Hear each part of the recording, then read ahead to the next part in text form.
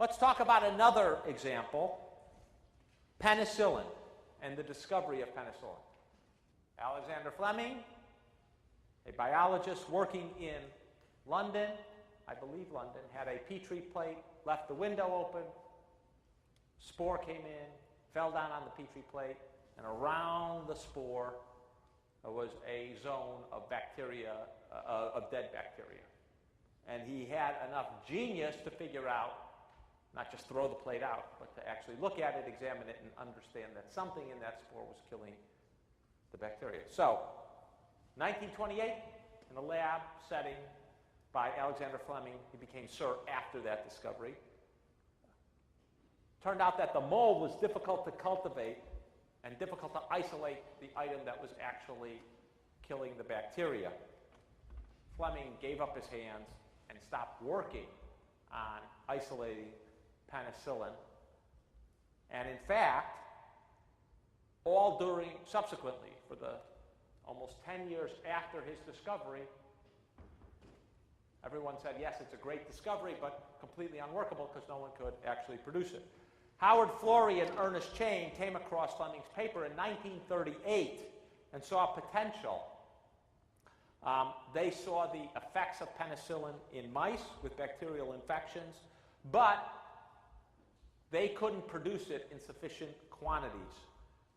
Growing the mold in surface cultures and isolating it was an incredibly slow process, and there was simply no effective way of harvesting enough in a quantity to actually affect people.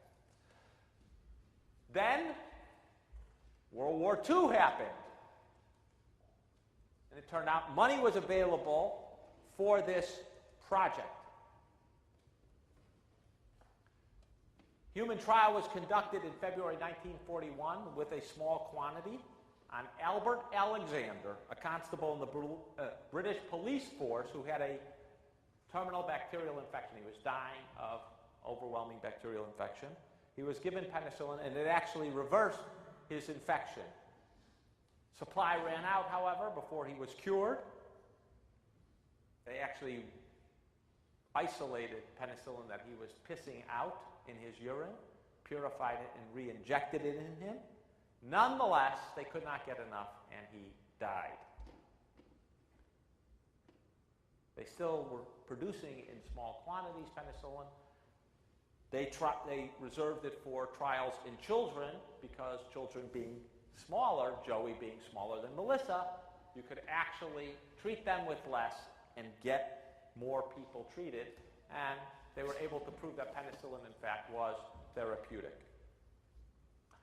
They began isolating it, and clinical trials continued in 1942, 1943, organized by the Committee on Chemotherapeutics and Other Agents in the United States. The COC then basically bribed big American drug companies to invest in mass production techniques, figure out how to produce penicillin in large quantities.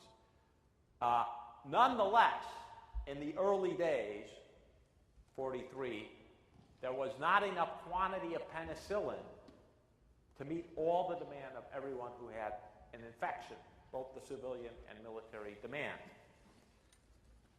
You're sitting on the COC. You have a small but reliable supply of penicillin coming in. Who gets the penicillin? A, civilian adults with life-threatening bacterial infections. B, civilian children with life-threatening bacterial infections. C, wounded soldiers at the front line. Politicians, civilian leaders who are essential to the war effort. Senators, code breakers. Or lotteries. We shouldn't be making these decisions. There are no moral basis. Let's have a lottery. Please vote. So it turned out that in the summer of 43, the War Production Board issued a freeze order that diverted all penicillin to the U.S. Armed Forces. 15% maximum could go back to civilians. And the guiding principle for the military was prognosis, proven efficacy of the drug against a specific disease. Penicillin doesn't work against every infection. And instrumental value, getting soldiers back into fighting form.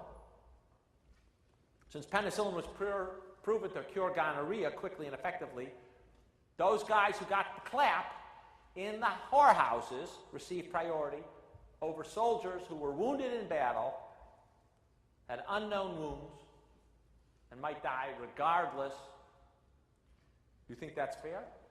The COC tightly controlled the allocation, and individual cases, the chairman of the COC, Chester Kiefer, made decisions. Requests were sorted into 3 groups. Tier 1, top priority, urgent cases with acute penicillin-sensitive conditions, i.e. gonorrhea. Tier 2, research value. Penicillin might or might not have a positive effect, but would glean data regarding national defense. You might learn something. Definite denial, cases involving conditions like cancer, glaucoma, against which penicillin was known to have no effect. Guiding principles on the home front. Potential for clinical efficacy, that is prognosis, the extent which the illness was affected by penicillin and you could cure the person. And then research value, we actually would learn something about how penicillin worked, which microorganisms it worked in, and could possibly advance the war effort. People like those Tier 1, Tier 2, Tier 3 criteria. Seem logical? You're in the midst of a war, you're fighting.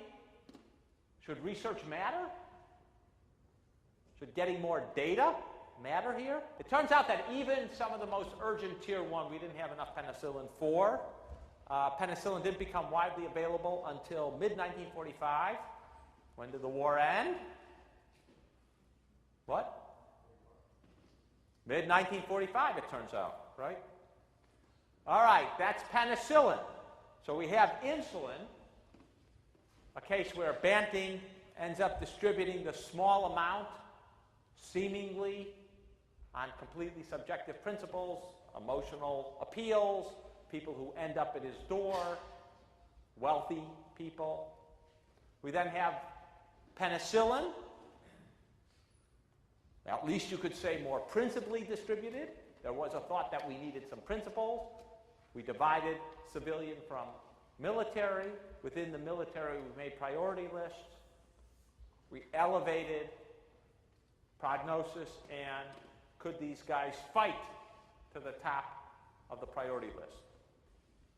Might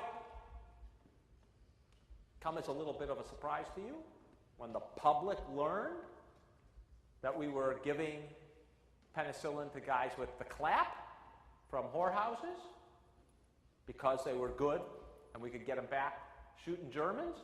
They weren't so happy with that. They kind of objected. And they had to actually redistribute the penicillin